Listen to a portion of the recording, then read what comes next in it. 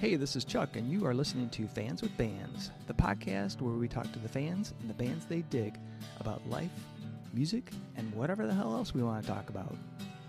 Today on Fans with Bands, it's time for Music Notes with Nuno. Check it out.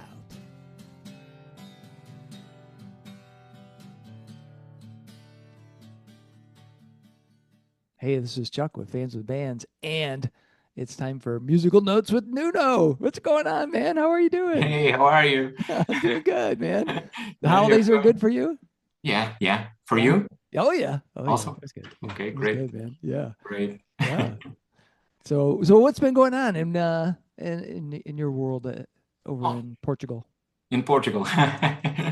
Well, I've resumed my work ever since the holidays are over. I had a couple of days off prior to Christmas. Yeah.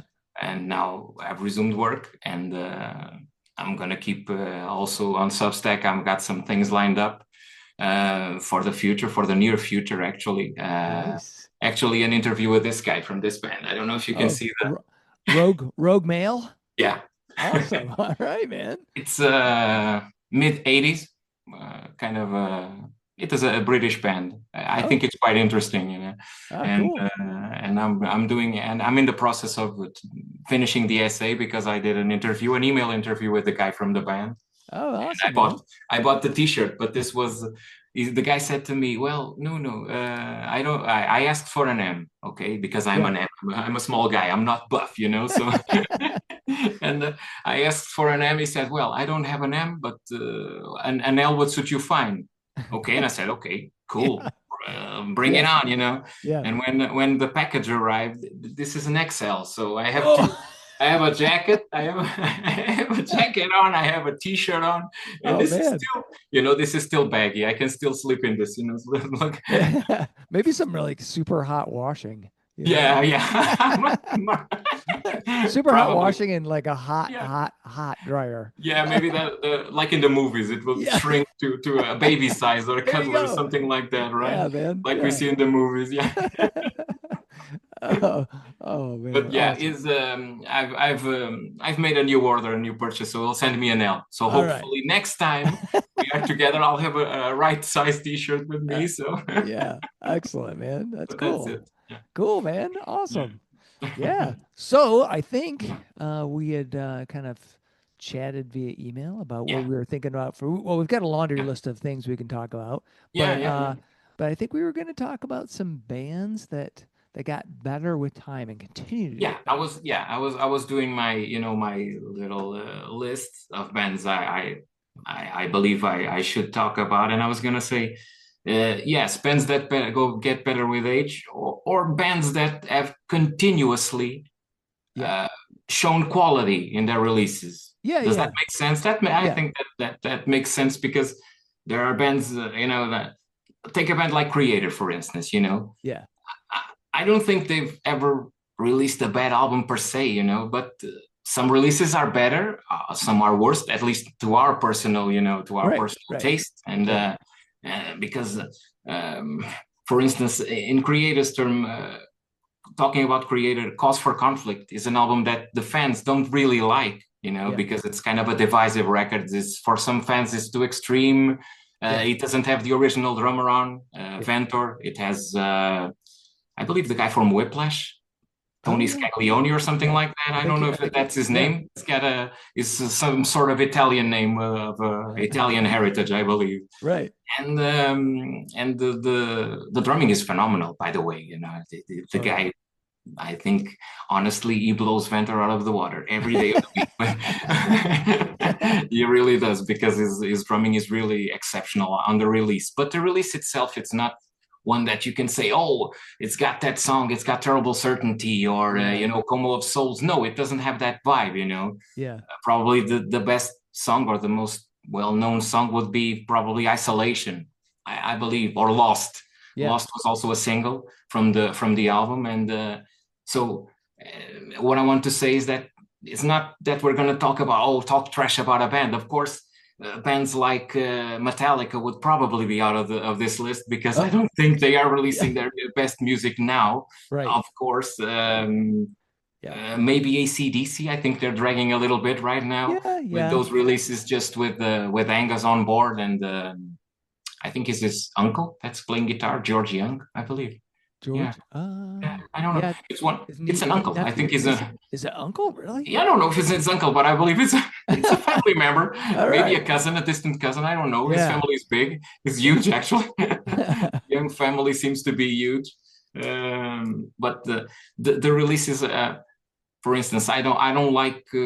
I don't really release that doesn't gel for me. Would be Stiff Upper Lips. I can't wrap my head around that release. Yeah, well, for me, like AC/DC is like some other bands that do like a bell curve, right? They peak and then they kind of like slowly, and decline's probably not the right word. Like you said, they may create dip in quality, just a slight. It's still the band. It's still AC/DC. You'll hear it. It's still AC/DC. It's got quality. It's got good drumming. It's got good singing. It's got good bass rhythms. The elements, the ingredients are all there, but it's like there's something missing, and the thing that is missing would be the brother that died. Would be Malcolm. Malcolm Young. That was the secret sauce, and there was just like a level of I mean, you don't want AC/DC to change because you love how they sound. No, that would be like changing Motorhead or something like that. That would be completely off off limits completely. Right, but you feel like there's something like you said, some element missing, and I don't know if it's just because it doesn't sound fresh to us anymore. As much as it did when we first heard, like maybe Sin City. I don't know. Yeah. Maybe it's kind of because I've the first record I heard from the band that I heard through, I really know that record would be The Razor's Edge. Okay, that would be the first record that I heard, and then I progressed. I remember the Ball Breaker coming out. Okay, that I really liked I really loved actually that song and the video for the Last Action Hero movie. The John McTiernan movie. You see, do you remember that where it was a guitar duel between him and Arnold Schwarzenegger on stage? The stage itself had a big, long barrel of a gun, with a light and that sort of mischief, that sort of ambiguity of their lyrics, because they're always talking about sex one way or the other. AC/DC talk about sex. That's a given, So, but that period of the band I know really well, but I can't say that I at the moment, now that I know all the catalog. For me personally, I believe Power Rage will be my favorite release. By the band. Okay. Followed closely by Highway to Hell, maybe. Even the first record, it has a sort of innocence to it that I like, for sure. But I if we're going to talk about AC/DC, I love of course, I adore the albums with Bon Scott, obviously. For sure. I saw back, so I'm a little bit older than you, and at the time, just a little bit. They had Don Kirshner's rock concert, and they had AC/DC on there with Bon Scott, and I was like, "What is this?" I was blown away. But that was at the time that AC/DC was really getting popular in the United States, when like Dirty Deeds was like all over. Dirty Deeds, yeah. And so everybody was all into that, and then of course, then Bon Scott dies like shortly after. That becomes popular, and then it took the wind out of their sails, but then but they came back with they really came back as far as like a band. Definitely they did a fantastic record, and when I believe that's one of the greatest tribute albums ever, and Brian Johnson, when he wrote the lyrics for Have a Drink on Me as a tribute to Bon. That was just phenomenal, but going in that direction throughout the 80s, there's for those about to rock, which is it's not a bad record, it's okay. It has some it's okay. It's got more variety. It's not straight ahead AC/DC, if that makes sense, because we have songs like COD, Yeah. Some songs that have more groove, more, they're not so straightforward, like a song like Highway to Hell, Whole Lotta Rosie, the Dirty Deeds Done Dirt Cheap, Yeah. they're Sin not so City. direct. Yeah, I Sin love that. City, okay. Yeah. That is so good. But kudos to them for trying to do that, And then there's Yeah. Flick of the Switch, which I believe it's a good record, and it's still a good record, and I believe that's the last one with Phil Rudd on drums until Ballbreaker, or it's the first with Simon Phillips. I don't know.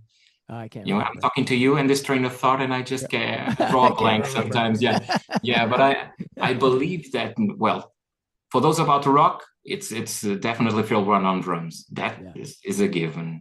Yeah. But I believe that Flick of the Switch would be the last album before he returned on the Ballbreaker sessions. Something I didn't know is that for the Ballbreaker sessions, because the drummer was Chris Slade, and Chris Slade had been rehearsing at his home, but they would send tapes back and forth to him so that he started drumming to them, because that's what he did, He just had to put the drums on the rhythms that the brothers created, composed. And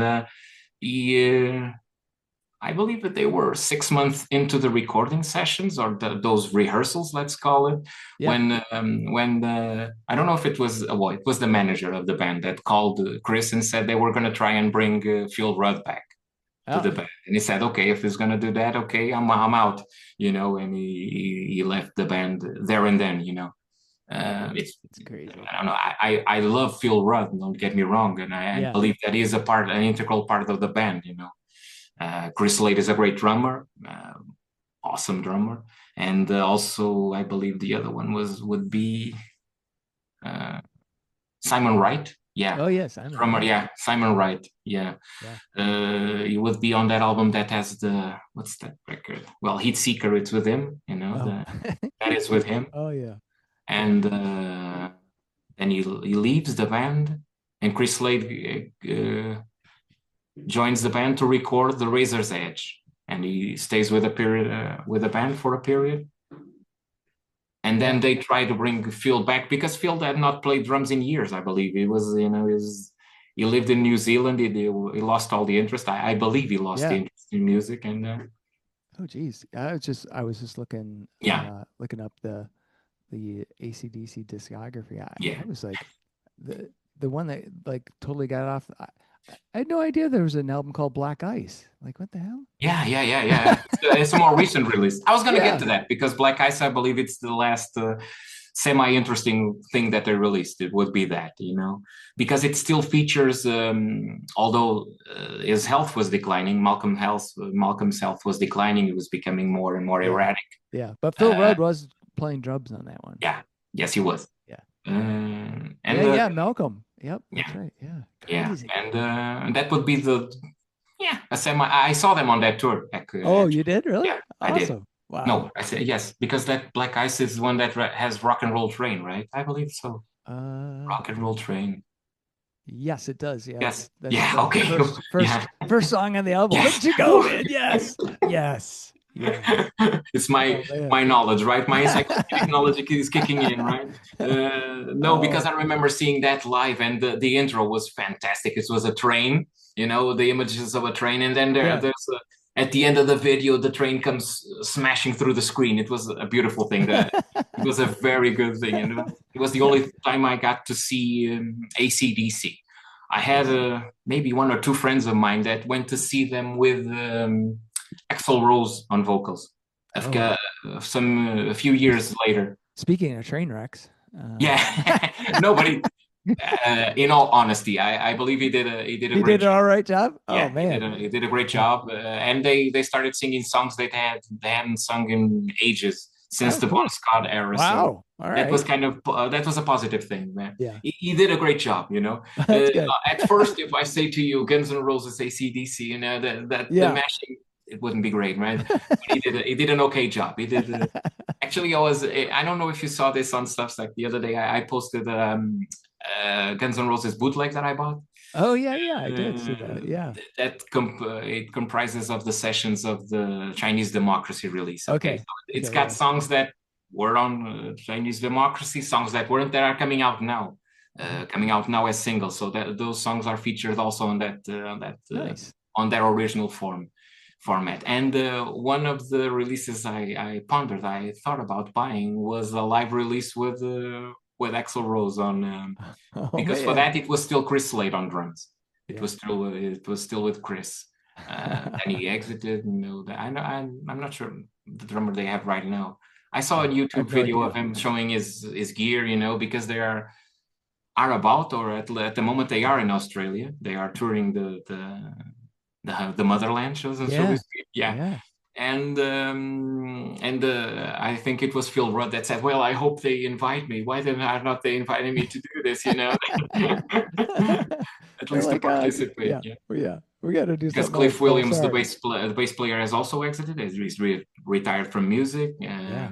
Well, I mean, Christ, he's what, 70 some years old. I don't blame him really, but Cliff isn't he? would be not so old as the other guys, because Malcolm was the older brother, and now Yeah. there's No, Angus, Cliff is 76. 76, right? So Yeah.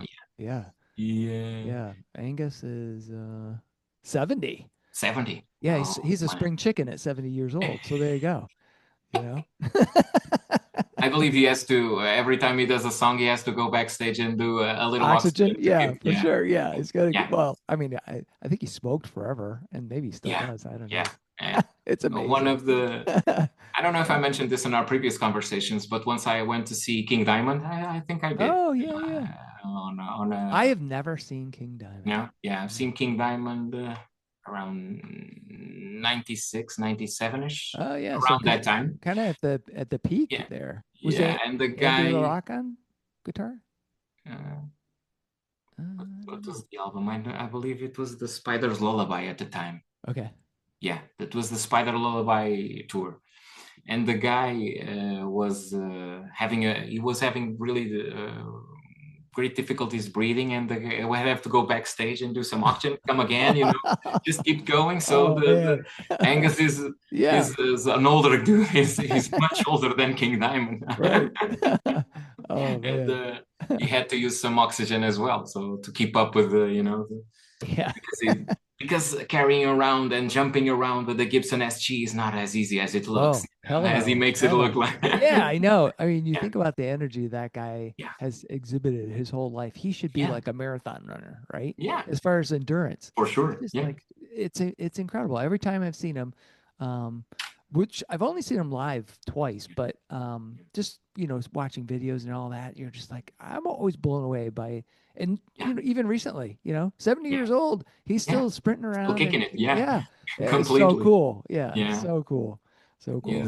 He doesn't seem to age. He's like the musical version of Keanu Reeves, or maybe like Yeah. that.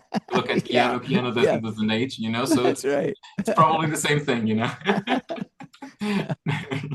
Well, That's it. I was going to throw out the band that I Yeah, think maybe a little yeah, controversial yeah, that I feel has always gotten stronger is Judas Priest. yeah, I think that their music has continuously gotten better. And I know that some people feel like, all right, KK Downing is no longer in the band. He was a yes, founding member of the band. yeah. So it's not really Priest or, Glenn now, with his Parkinson's isn't part of Yeah. the band, although he is doing, I He's mean, still he's still a a member of the songwriter. band. Yeah, Yeah. he's still a songwriter. Um, He still records some parts, the ones yeah. that That he can technically that do, he can still. technically do. He So, does them. And yeah. he actually, there was a concert a while back where he participated. He Yeah, he joined the was band out on there. stage. Yeah. He Yeah, came out to do a joined couple the like band. I think he did what was it? Living After Midnight, I Living think. After Midnight. I Yeah. believe it was that. Yeah, Living Yeah. After Midnight. You got another thing Yeah. coming. Yeah. Maybe Breaking the Law or something like that. Yeah. Right, yeah. He's I'm betting on those three songs that yeah. he Yeah, did. he's not doing Sinner or No, no, no, not that. Hell This Bent isn't for aggressive. Leather. No, no, Yeah. no, not that. Oh, yeah. But I think that Priest uh had some kind of Point of Entry is I like that album, but some people feel like it doesn't, hold up. It's a little It's bit of a dip, like, but I think they continue to get better after that. And yeah, even into their new stuff. yeah, What is it, Nostradamus? what was it? You know, that it wasn't called Nostradamus, but it was about him. Shit. Yeah, And it's about. what I was the have other that one? album. I'm Yeah, gonna make a it's a confession. good I one have that actually. album. I have a special edition. I think It's it's a. I thought it was a good album, and their yeah, latest it's a one is big great. thing. It's the Yeah, size of it's the yeah. size of a vinyl record, but like in a box set. Okay, Oh yeah, I yeah. have that. I've never listened to it. Oh, Never have I oh man. ever listened. It's like that Dare game that game that you have. Never have I ever. Yeah, yeah. Well, listen to Nostradamus by Judas Priest. I never heard that album. I'm not gonna say I'm not gonna like it. Yeah, I'm pretty sure I will. You know, yeah. but I've never listened to that album, and I can't understand why. I don't know. But I have it. I have it. I own a copy of it. I have it. Well, It's not here. It's in my at my mother's house. I know exactly what it is. I know exactly where the record is in which place it is. So I'm gonna pick it up one of these days, and I'm gonna listen to it, and I'm gonna talk about it too. We're gonna talk about it later. oh We're yeah. gonna reminisce Well, about yeah, this. we should because Yeah. I know that like critically it wasn't really No. people didn't care for it. Some people didn't care for it, at least writers that journalists that talk about music, but certain fans, you know, either did or didn't. But Rob Halford, when I listened to his book, Mm. you know, shit, I can't remember the name of it, but he's Yeah. he thinks that that's one of the best like Priest albums ever. He feels like he Yeah. really did some great work, and I, you know, I wouldn't say the greatest Priest Yeah. album, but it definitely, I think I think it sounds good, and I like the concept I of it. I believe like the fact that it's a story. You know, it's good. I believe that they will be able musically to pull that off, you know, to do an interesting record. Oh And yeah, no doubt in my mind. I just yeah, can't put my finger on it. I can say, why haven't you listened to that record yet? Well, okay, I yeah. have other stuff to listen first. I'm gonna listen to it one day. There you go. I own it, so it's not a matter of I have to buy that. No, I have the record. I have the record in a limited edition, no less. So I'm Oh gonna man. listen to it. Eventually, I'm gonna listen to it because I bought it at the time or not long Yeah. after it was Like a released. But pre-order or something like that. yeah, no, it wasn't a pre-order. No, it wasn't that. But the fact was that, as you mentioned, the fans was a little. It was a little divisive. The Yeah. record, okay.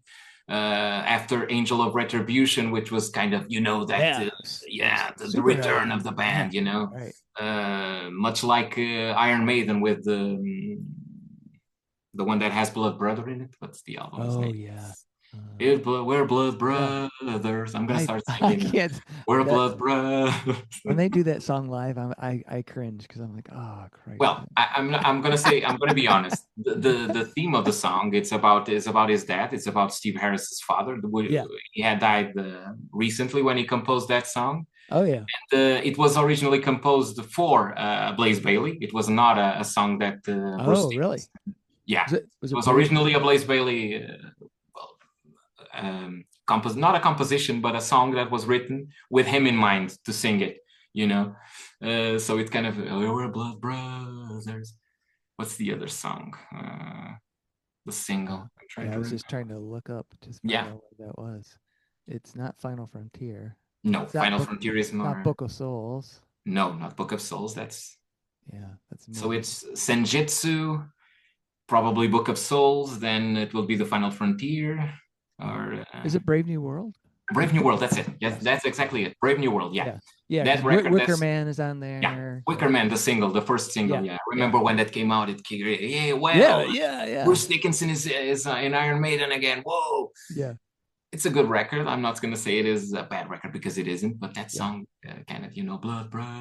Yeah. Kind of a downer for me. It's kind of a downer, you know. Well, yeah. I was just looking at the track listing too, and it's 7 minutes. Like holy shit. Yeah. 7 minutes of Blood Brothers. Well, yeah. At least the chorus doesn't go on and on. Yeah, that's good. We're Blood Brothers. Actually, speaking of Iron Maiden, I don't know if I'm alone with this, but I enjoyed the X Factor when it came out. I love that record. Really? Yeah. Wow. I know you don't, right? Well, I'll be honest. I just kind of caught you off guard, right? Yeah, I didn't really listen to it too much because I was just like, it doesn't have. I mean, so for me, Iron Maiden, like the best Iron Maiden is pre-Bruce Dickinson. It's the first two albums. I mean, Okay. those are the best You and me albums. both. We're Those, we're on board. Yeah, I'm on Paul board with you. Paul Diano just has more something. Yeah, more grit. Yeah, more. Yeah. Although Power Slaves is Power Slave is a fantastic album. I think. Yes, it is. And Bruce sounds great. Everything is like. That's just the thing. Just because you say, and I'm not talking about us personally, but sometimes on the internet or whatever, some guy says, "Well, I love Power Slave." Whoa, you're kidding with me? Power Slave is sucks, you know. And, that kind of posture, we're just talking about two dudes talking about music. You can like Power Slave, or you can love Power Slave, and I can say, "Well, I don't like Power Slave very much. Exactly. I enjoy No Pray for the Dying. For me, it's no, for me, as I've started listening to heavy metal later in life, around the 90s, 91, 92. So for me, the first record that I heard was Fear of the Dark. Oh, yeah. Okay. Yeah. And am I going to say it's the best? No, it's not. Hell no. Shoot me if I say that, But it's, for me, it will always be a special release because it was the first one that I heard. Yeah. Well, I mean, it's just like Metallica. Yeah. A lot of people got into Metallica with the Black Album, and they feel that's the greatest album, and that's fine. Kudos to you, man. I don't care, but for those of us that got on board, with Kill 'Em All, they're like, oh well, I don't know. Yeah. It's a different thing. They're definitely fantastic songs on there. The songwriting's quality. But like you said, everybody has their own tastes, and that can it does cool. It's cool because we don't have to we don't all have to like the same things, No, and it can kind of get you to rethink sometimes, like someone says, "Oh yeah, what about the X Factor?" And I'm like, "Well, shit, I really haven't given it a solid listen." I believe that, for instance, the first song, "Sign of the Cross," it's a fantastic song. Of course, when I heard Bruce singing it live, because he does that song sometimes.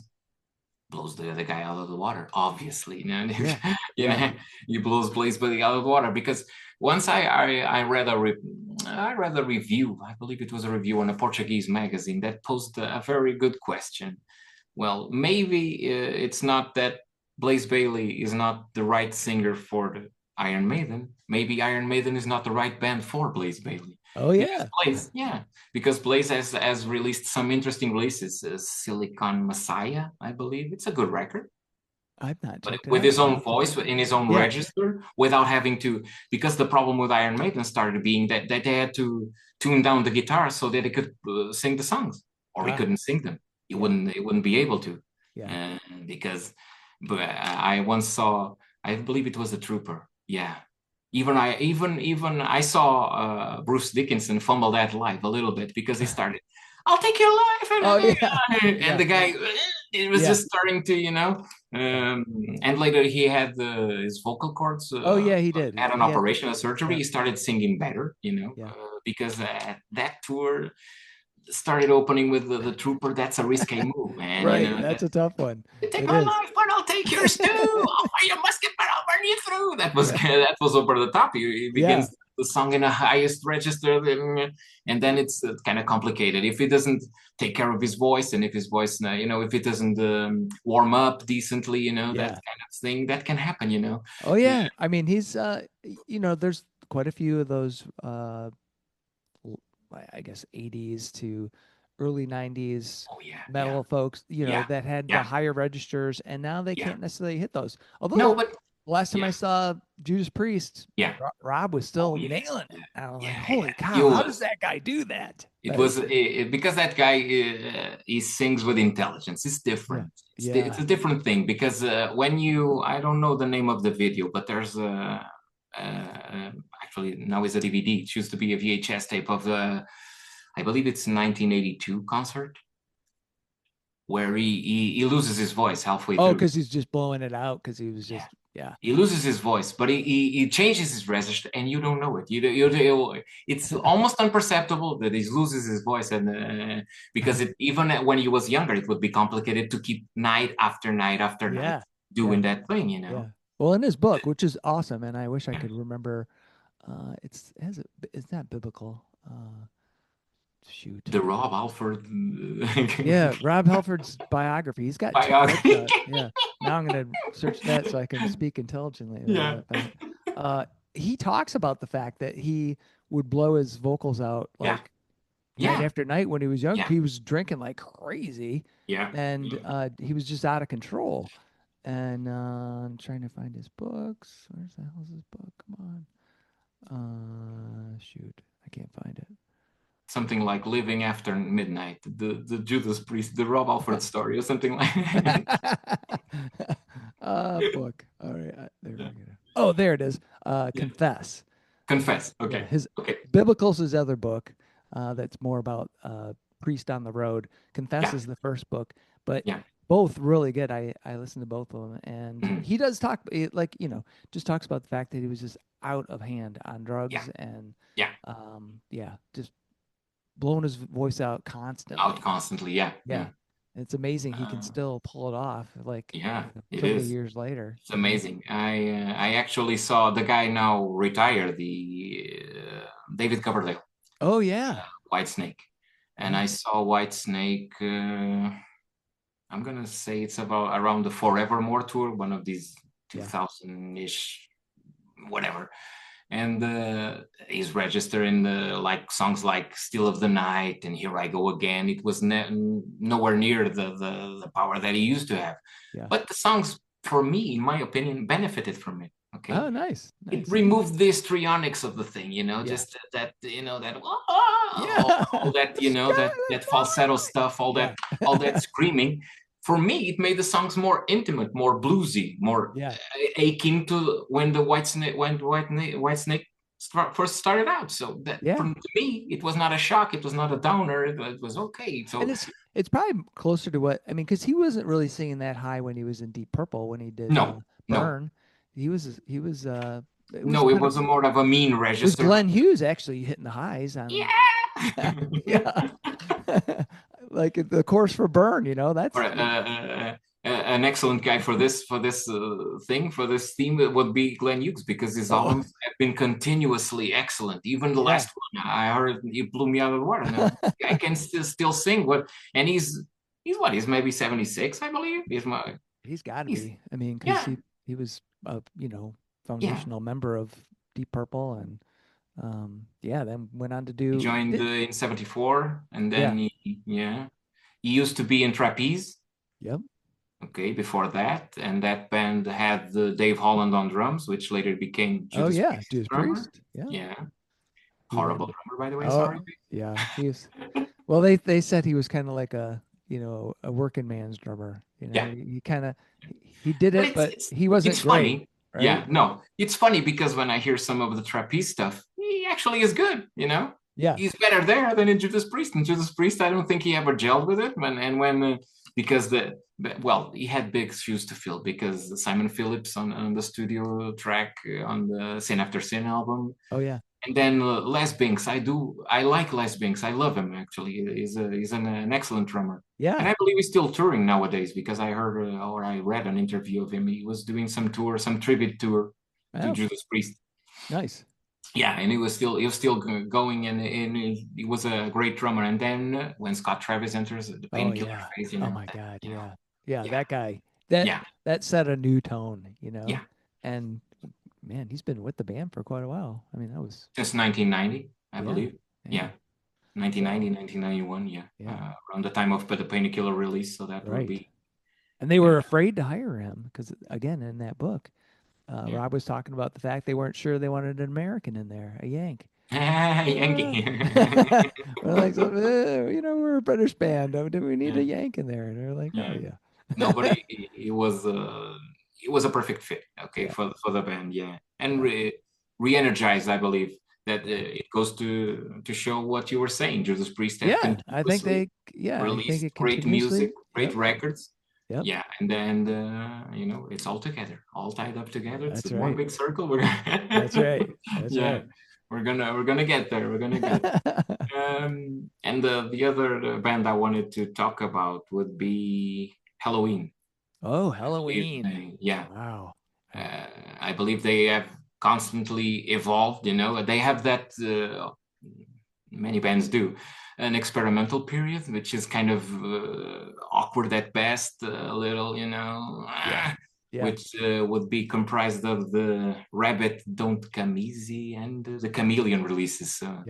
The last ones to have Michael Kiske on vocals until he returned recently, actually.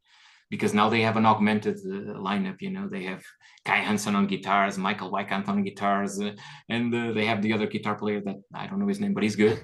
The drummer's name I don't know, but he's good also. I remember Uli Kunch, and I remember Ingo, the original, the classic lineup drummer. Right. Actually, a friend of mine used to say, "I can't believe this. What? That a band that sings such positive tunes like Future World and Eagle Fly Free and you know, such happy songs, and the guy goes and kills himself." Well, I don't know. I was like, oh man, how does that happen? But I guess, you know, you never know. You don't know exactly what some people are going through. They may be, and you know, it could be, you know, Michael Kiske is the one, you know, really the creating the lyrical content, right? So it might have been him, whereas, you know, the band was what I heard or I saw a video on YouTube about it a couple of days ago or a week ago or something like that, and I was watching that, and the guy was saying that the band was fracturing, or albeit the band was the Michael Weikart was composing his own songs, Michael Kiske was writing his own songs, and they were not working together. So it kind of, you know, the songs were good individually, but as an Helloween album, no. In an Helloween album featured on it was it made for an uneven experience, listening experience at least. Say the least, actually. And but then because Michael Kiske exits and he goes on to record some popish albums, I believe. I listened to one of I think he has 2 albums in a more pop register, pop rock register. Right. I can't remember the names, but I just remember him being in Helloween, but not really listening to his solo work. Crazy. Yeah, I think I listened to it once or twice. It didn't got my attention, so I guess. Well, there you go. So that's why he came back. He was like, this is not working I was kind of surprised that they were all able to come back to the band, you know, Kay Hansen. Because it's cool. It's a cool thing that they've managed to come back, and the 2 records that they've released, excellent records. One is a self-titled release, and the other one would be Blood and Heroes. No, not Blood and Heroes. Zeros and Heroes. No, that's not it. It has 2 words in the title. Not Slaves and Masters. No. Hold on, I'll look it up for you. Giants and Monsters. Giants. Released last year. I believe it had 2 words. I knew it had 2 words in it. I just didn't know the 2 words.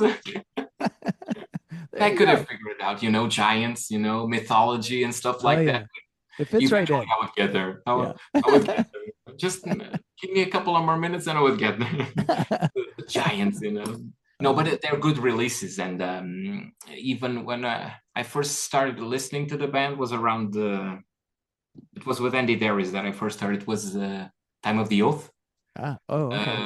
Okay, that was the first release that either that or Master of the Rings, which came before. No, but I believe it was the Time of the Oath, and then it was Better Than Raw. Yes. I think I have Walls of Jericho, like the LP. Walls of Jericho would be the first one, or the first album, Walls of Jericho. I'm pretty sure it's right behind me. It's right behind you, Well, behind me I have some stuff, I don't know what, but don't ask me. I have there a little chicken. A little chicken. Awesome. This is called Galo de Barcelos, which is is customary for one of our lands here near Oporto.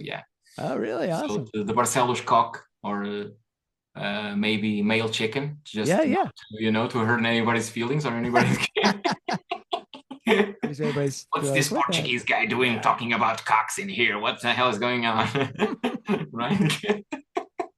What the hell is this? What the hell is this conversation going to next? You know? So that for me, Time of the Oath, Better Than Raw, and then The Dark Ride. Actually, from The Dark Ride, I have a box set. which has a mouse pad, a Oh, lighter, wow. some posters, some postcards, actually, not posters, Yeah. postcards. It has a poster, actually, and the album itself. Yeah. Yeah, Yeah. those are kind of fun every once in a while Yeah. when you get Yeah. those, like because I think I bought some box sets of At the Yeah. Gates, and it comes Yeah. with like Yeah. the Sure. artwork, and you get some Yeah. extra stuff and maybe Yeah. some pics or Cool. whatever. Yeah. Yeah.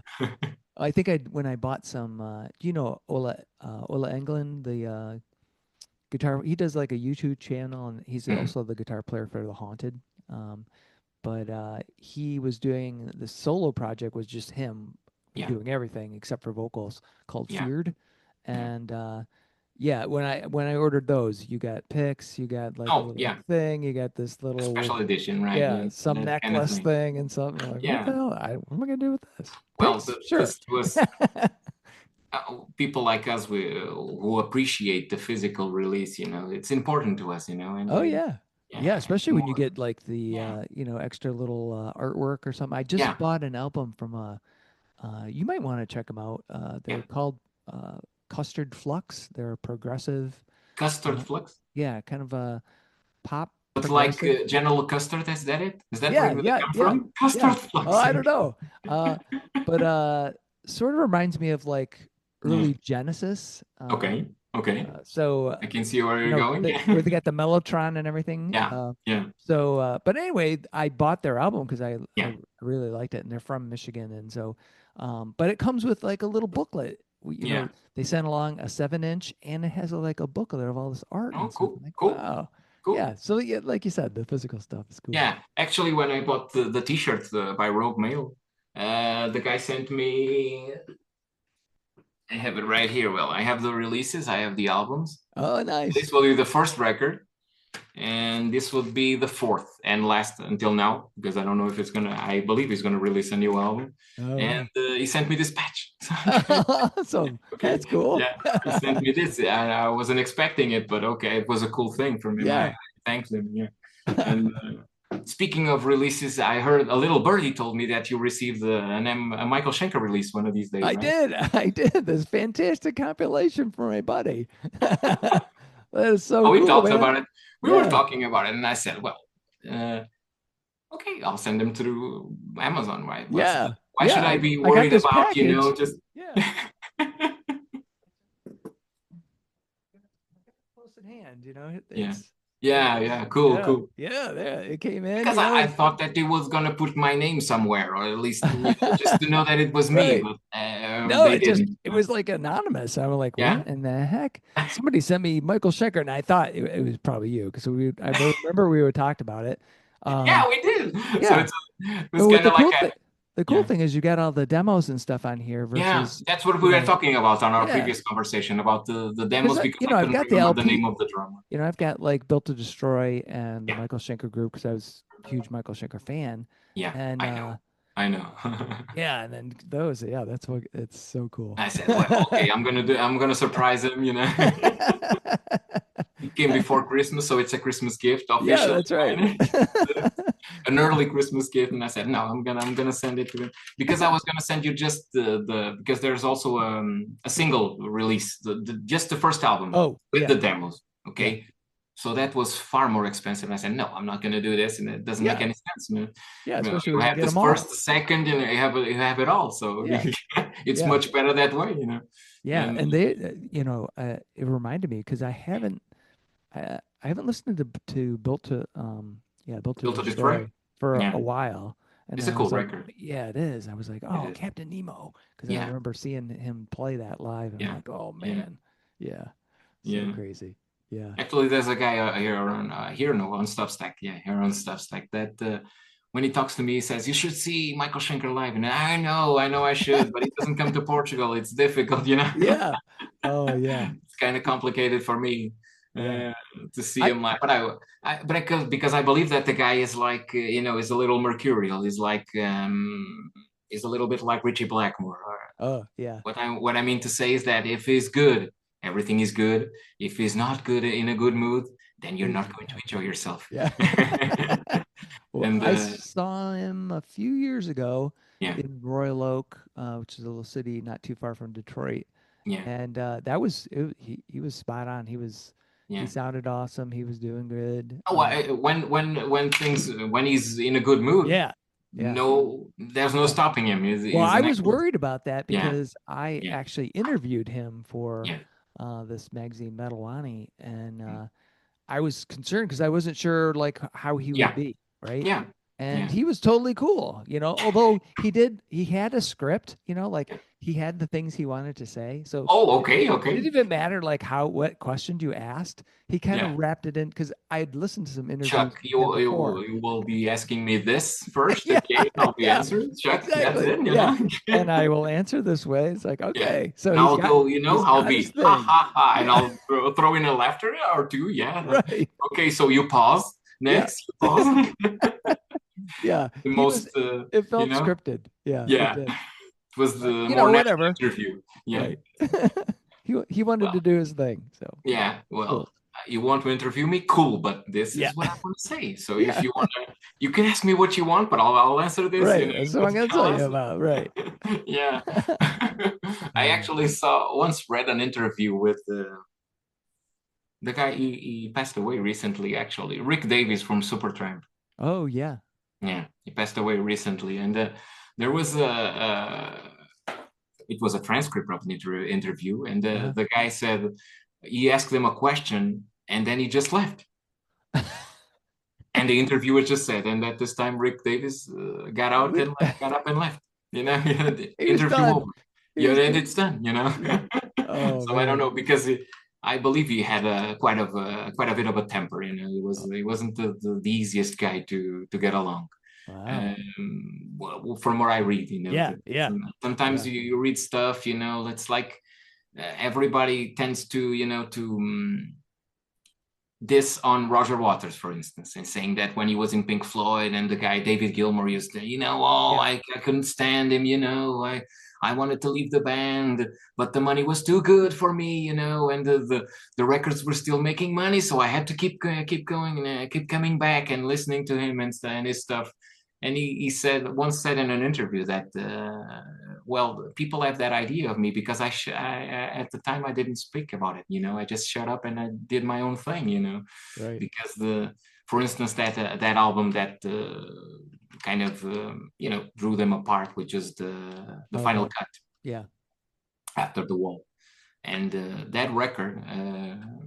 There was a time when Roger Waters said, "Well, look, if you don't like this record, let's go into the studio. Let's go, the four of us, into the studio, and we'll do something together." And David Gilmour said, no, forget about it. We're going to release this. And then, it's Roger Waters' album. It's not a Pink Floyd album. Sometimes the guys get, bad reputations, and they get, dissed by people because they don't speak about things. They're not open to talking about something, and not because they're bad people per se. Sometimes. Yeah. Public perception is a bitch. Yeah, you just never know. And yeah, you just never know if they were having just a bad day, it's not like working for them. So they're like, we all have coming could up. have Yeah. bad days. I could have a Right. bad day. You could have a bad day. I don't believe whatever. you could have a bad day there, dude. You've never seen me cheer for my soccer team. If you did, you would understand. I'm not this happy-go-lucky guy all the time. No, I'm not. My wife tells me sometimes, "I can't believe you go to the stadium," and I'm not like that. Yes, I am. I am. I have a bad temper. Oh man, that's too funny. But in concerts, no. In concerts, I tend to be real quiet. In concerts, I'm very attentive to what's going on because speaking of Roger Waters, I can I once saw Roger on it was the Best Of tour, 2006, 2007. I saw him in Lisbon. Oh, cool. And I went with a friend of mine. And when the concert ended, he looked at me and he said, "Well, did you enjoy it?" And I said, "I did. I loved it." "Why?" "Well, because you weren't saying anything. You weren't singing the song. Right. Yeah. It was just too attentive to the. Yeah, I was looking at what was going on. The guitar player was doing his thing. The drummer, I'm very attentive. I'm like that. I like my music live. I like not I like it to be live, to be Yeah. really a real live experience. So I'm soaking in, I'm enjoying the moment, but not, man, Yeah. not in that sense. Well, it But depends. Like, yeah, it depends on the band, of yeah, course. yeah. Sometimes Because you I just get caught remember up. when I went to see Dio, I went to see him. It was around, I believe it was the Magica tour, if I'm not Oh, okay, mistaken. yeah, yeah, Okay, and I sang all the songs with him, yeah, all yeah. the songs. I just, I just couldn't stop singing the songs, and it was a great experience because I love Dio, and I love Yeah. pretty much all his releases. The later Yeah. ones are a little, but no Yeah, matter. that's another one, Yeah, where, you talk about like yeah, consistency and stuff. yeah. It's consistent, but I wouldn't necessarily say that I enjoyed some of the stuff he did No, later. I get what you mean, and I understand it. Yeah. I totally Almost in agree the with you. AC/DC realm of that, Yeah. it's good music representative of him, but Mhm. just, I don't know, a spark was lacking. Something Yeah. felt, I don't know, flat. But that was, again, like we said, it's Yeah. it's all about what you like, and you may Sometimes, have sometimes moved a band, on. I don't yeah, know. a band loses a member, and you think, okay, they're gonna continue. It's good, but it's not the same thing. It's not Yeah. the same metric. It's like we were talking about AC/DC earlier on the conversation. Phil Rudd has a way of playing, a nimble way that it's nobody can copy him. Yeah. Yeah. It's unique to him. Yeah. You can't teach that. That was born with him. Yeah. And Well, it's Chris like Slade is Chris it- Slade is a fantastic drummer, a fantastic drummer. Maybe technically he's much better than I believe that he was a session drummer. He played with Manfred Mann's Earth Band, yep. and Manfred Mann's Earth Band. That's it. Yeah. These bands with 4 or 5 names, like Yeah. I've been listening now recently to the Screaming Cheetah Wheelies. You remember Really? that band? No, I don't. No? No. Well, I knew of that band because they did a song for the soundtrack of a movie called The Bride of Chucky. Remember Chucky, that doll, that Oh evil yeah. little doll? Being named Chuck, I'm Yeah, well aware. that's Chucky. Yeah, I didn't get it until now. Yeah, no, but it was Chucky. In this Yeah. case, it was Chucky. It was an evil doll. Yeah. Not a cool guy from Michigan, just an evil doll. A very cool guy from Michigan. It was something else, completely Yeah. different. Oh yeah. I heard that song and I said, well, these guys are pretty cool, and they are. They were signed to Capricorn Records, the same label as the Allman Brothers. So they've released some pretty good albums, but they now are extinct for many years now. I Wow. believe the last thing they released officially was 2005. Wow. Yeah, Cool. they're called the Screaming Cheetah Wheelies.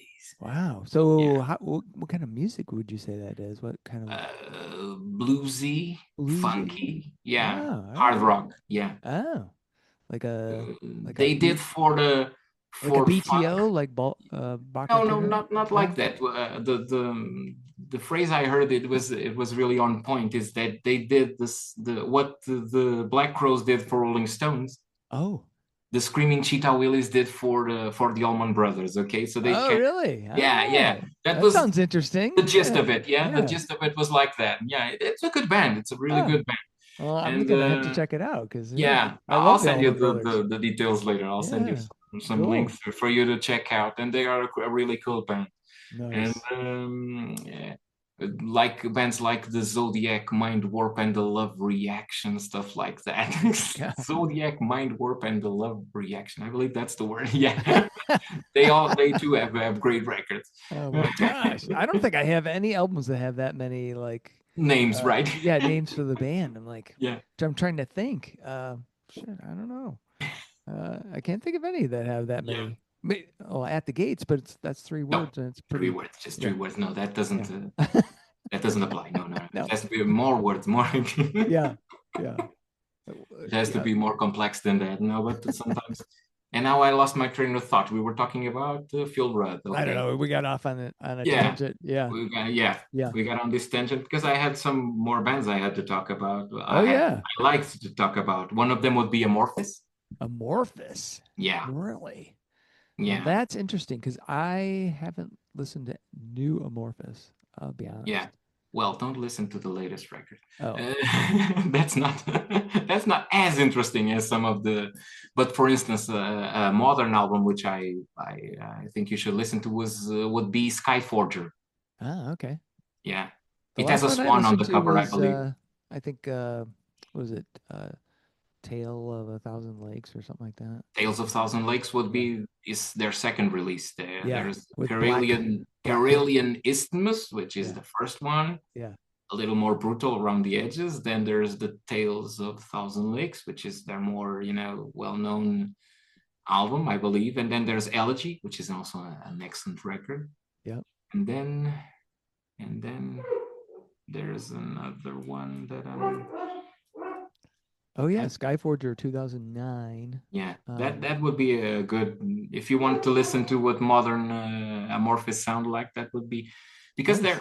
it's like what we said previously. It all comes back together. It all is like a circle. It's a band that has a certain sound, and Amorphis' sound is like that. They have the dual vocals, they have the organs, the keyboard players, the mystical things, because they're based on their Yeah. I believe it's their Bible or something like that. Their own they're Finnish Norwegians, Bible, right? or, Aren't or, they? or religious texts from the Karelian. The Karelian Isthmus comes from that Karelian, which is their sacred texts, I believe, like the Quran or the Bible, for something like that, or along those lines. And they can create, they do create actually really good songs and really good albums throughout their career. Yeah. There's yeah, sure. You were going to say something? Oh no, I was just No.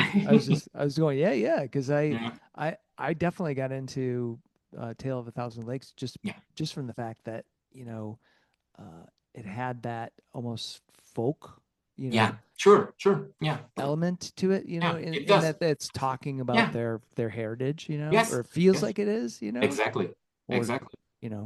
That's one of their strong points, and it's a very cool thing. And they've gotten some excellent releases. The latest one, I'm not sold on completely. It's a little bit like the Borderland is the last one. Borderland, 2025. It's a bit like Kreator.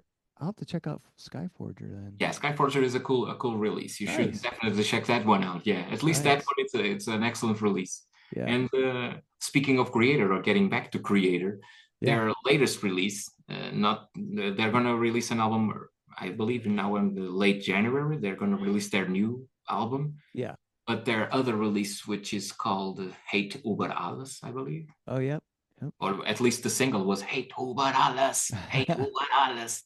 It's my chance to speak in German. Just über alles, that's it. And guten Morgen. Yeah, guten Morgen. Guten Morgen. Wie geht's?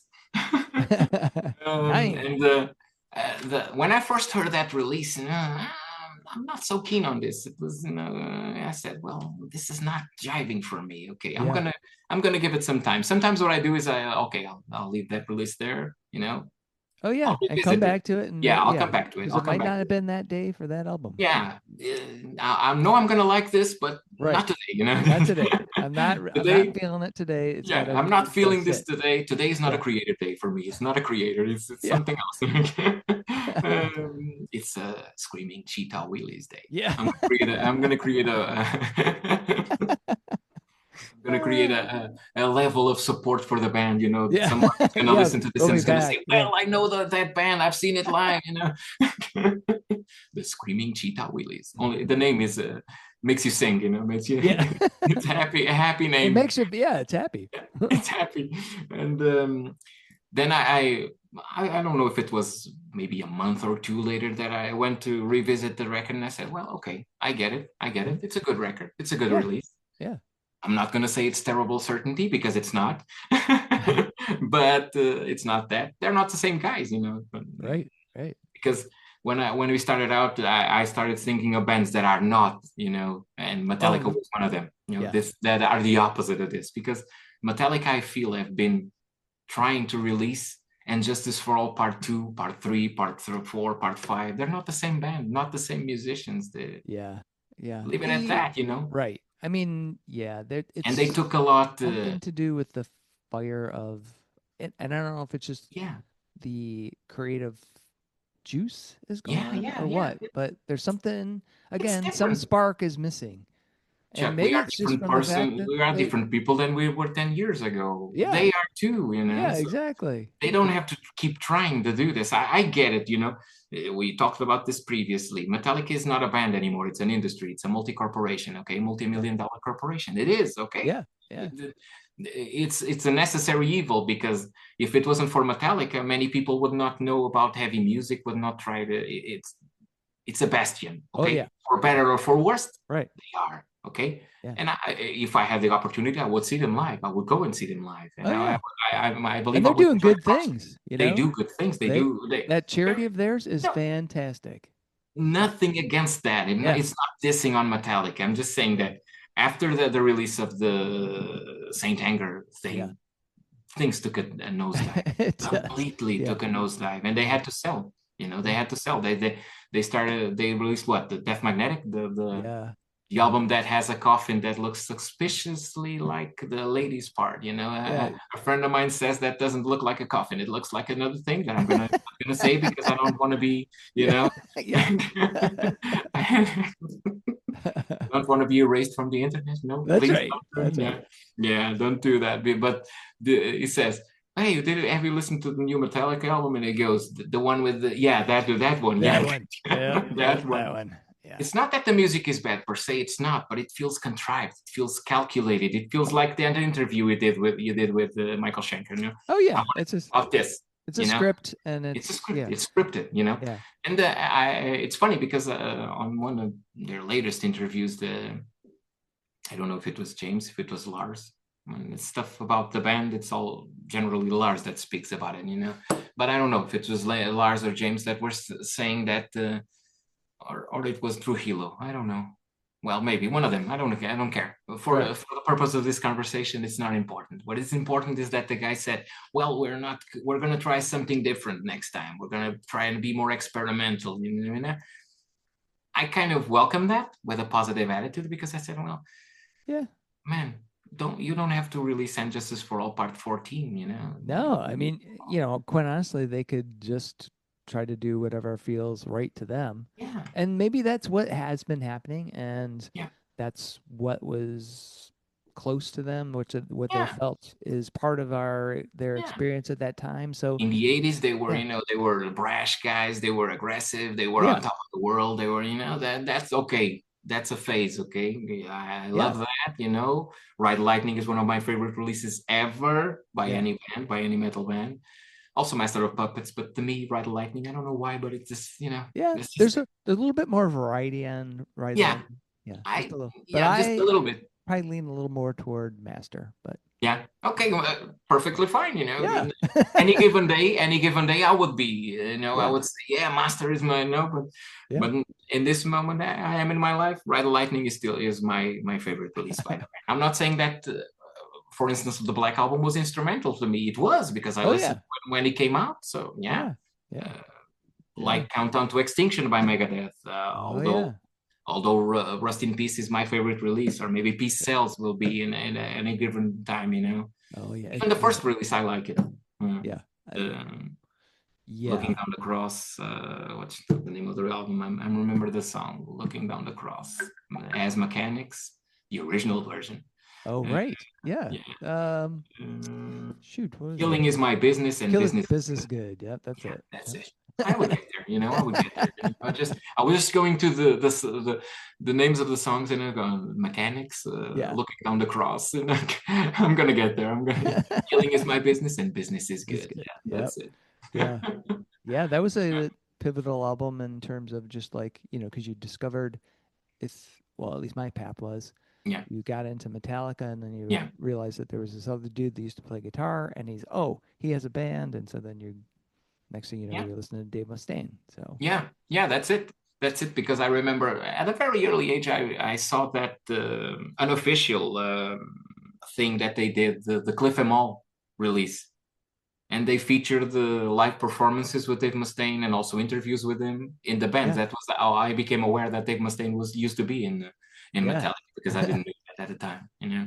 Yeah. And I didn't know we didn't have the same proliferation of internet and AI and stuff like we do now. We Yeah. were Well, more limited, and I couldn't just like whip, yeah, fire up a go online browser and and say, go, oh yeah, Wikipedia, give me the, yeah, yeah. right. No, at the time, no. Or No, either we were lucky and we had a friend, or right. You were another sifting guy that, through, at least in my time, yeah, Kerrang magazine, yeah, sometimes Hit Parader, but more Kerrang, and what yeah, was it? There was another Metal Hammer. yeah, yeah, yeah. Yeah, those are I mean, I collected Actually, those it has things. nothing to do with the conversation, but these guys, Rogue Mail, were featured as the Oh, cover of Kerrang magazine. oh, really? Awesome, Yeah, man. yeah, Yeah, Kerrang, that was the thing. That's how I learned about Testament. That's how I learned about Anthrax. yeah, Back then, that was the internet. It's how you get your information. yeah. Yeah. That's true. Because for instance, I only found out many years later that Kirk Hammett was in Exodus. I didn't know that. Oh yeah. Well, that came out like early too, Yeah, because I was like, oh, that's how I found out about Exodus. yeah. I mean, But I remember, Metallica broke those bands yeah, really, yeah. because Uh, then the Bay Area thrash became I something. remember seeing a live release, Another Lesson in Violence by Exodus. Yeah. And on that release, I started looking at the set list, and I said, well, there's a song here, Hammett. Could it be Kirk Hammett from Metallica? And the guy said, yeah, man, that's him. He used to be in the band. Oh, okay, cool. Because he even snagged the riff for Trapped on the Rise from Ride the Lightning. And Gary Holt was, I believe he was not pleased with him when he did that, when he took that riff. I believe. Oh, speaking of another book Yeah. related to that history that you're talking about, because I Yeah. listened to Scott Ian's book, Mhm. which gets a little tired after a while. But Yeah. when he's starting off and talking about like how Anthrax got going and the Yeah. place they used to practice, when Metallica came to town, that was Yeah. right when Kirk Hammett joined, and he had been Yeah. in Yes. Exodus. Yeah. Yeah, it's kind of And they actually, and I don't know if it was Scott Ian that said that Metallica raided their refrigerator. yeah. Oh yeah. They gave them food because they didn't have any food. They didn't have any food. Yeah, they No, were just like, they didn't have here any they food. are. Yeah, come Yeah. record an album in New York, Yeah. and yeah, you Oh, can crash at that's so this. cool. Sometimes Yeah, that bands used to, to hang out together, live together. It's a cool thing to find out that sort of thing, that sort of yeah. history. Well, It's I guess cool. this place was like near to being condemned. It was just like Yeah. a Yes. rat trap. But yeah, Yeah, that's where they lived. that's where they live. What you Yeah. gonna do? Oh man, That's it. crazy. So buddy, we're about at an hour. Yeah, yeah. Any final thoughts on? Time flies. Time flies when we're having fun. I know. Any final thoughts on bands? No, And I think I've spoken about basically what I wanted to talk about. I All had right. another band in here that was Europe, because I Europe. believe, yeah, Holy cow. yeah, Now because I that's a believe band I haven't that, listened to in forever. no, but I believe that when they got back together with the classic lineup with John Norum on guitars, Yeah. and they came back in 2004 with Start from the Dark. I Oh believe yeah. that's the name of the Yeah. album. Yeah. They actually came to Portugal. I couldn't see them Oh because really? it was Oh. nowhere near me. It was Oh. a little in a little country in the backwoods or something like that. And it was around that time of this tour, of this album, and the opening act was Samantha Fox. Can you Oh. believe that? The opening act was No, I Samantha can't. Fox. Yeah. Wow. Well, That's crazy. a Talk friend of mine about went to see them, and he said it was cool. wow. Man, I can't imagine. Sounds like the most like I don't even know how to describe it. Like, but you would never in a million years would I think, oh, I'm going to go see Samantha Fox with, With what? Europe. Yeah. What? Opening for Europe. I'm gonna Yeah. see Samantha Fox opening Yeah. for Europe. Yeah. Oh my God. Yeah, but that happened in Portugal. That happened in Portugal. Oh my God. That is Oh, well, because they, as I was gonna say, just to get my point across, they've released some albums. Start from the Dark. They released Secret Society. What's the next one? Last Look at Eden, I believe. Bag of Bones. oh yeah. Yeah. War of Kings. War of Kings. That War of actually Kings, was and not too Walk the bad. Earth. Yeah. And Walk the Earth is an excellent album.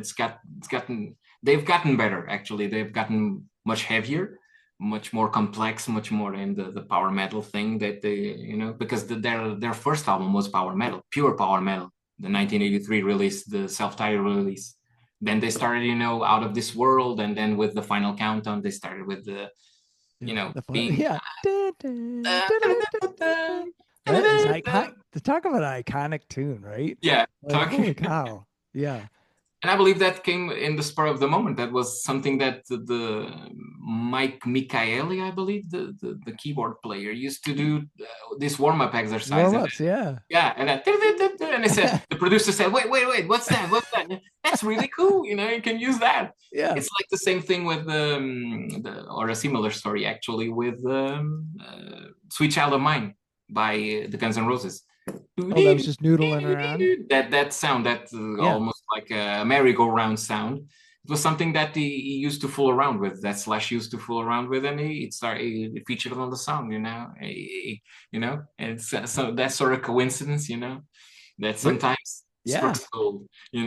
Well, I was watching the Eagles documentary, and they were talking about the same thing with Joe Walsh just noodling around. And it was like something he did to like just move his hands around. And Glenn Fry's like, "What is that?" And, what is that? Play it again. Yeah, I think that became Victim of Love, maybe. It's one of those tunes. Victim of Love. I only can remember Victim of Changes, but that's another thing. Well, the Mighty Priest. Yeah, we've gotten back to Mighty Priest. Like we said, it's all a circle. It's all a circle. We get back around. It always comes back to Judas Priest. Always comes back to Judas Priest, the conversation. Yeah. Because when you said victim, I said, well, victim of changes. That's it. Victim. Oh, man, now I'm going to go listen to that. All right, man. Well, it was great. Another awesome session with you, buddy. Yeah. We'll have hopefully we'll have another one soon. Topic. Oh yeah. We'll have a topic of some discourse, and if anybody's listening and has ideas for topics, ideas for us to talk about, throw it out there. We're happy to ramble. Or at least we'll try it. We'll ramble around it. Yeah. If somebody's got to throw something out there so that we're challenged, Please do. Because we could just get into it and then always end up on Judas Priest. So it's like we talked about on a message that I sent you. We should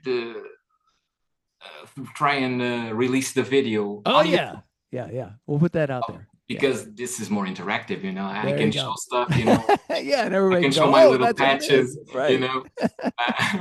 I can show the chicken, the my Marcellus chicken. Yeah. My exercise bicycle, and part of my collection is over there, Oh yeah.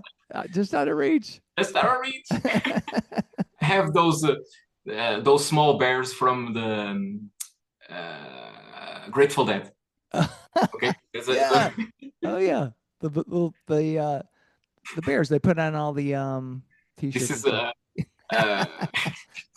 it's fluorescent. It glows in the dark. This is the dancing bear, steely red glow. So that's it. I have two of a collection of 6. I don't have all the 6, but one day I will.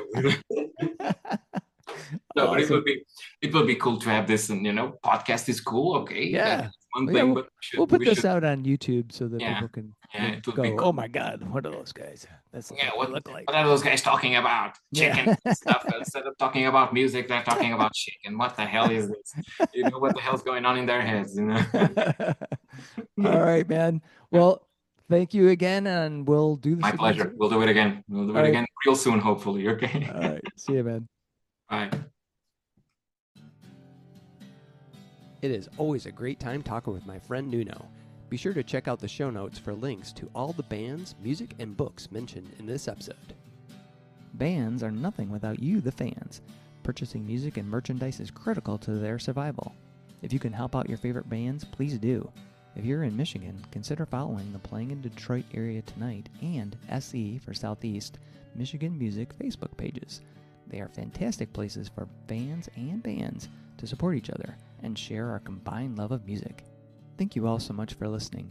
Be sure to hit subscribe on your favorite podcast service to get each and every episode of Fans with Bands. Spread the word by rating the show, telling your friends, telling your neighbors, telling your family, telling your priest, tell everyone, and leave a comment. We want to hear what you think. You can keep in touch by following us on social media. This is a Life in Michigan production. Until next time, be well and kick out the jams.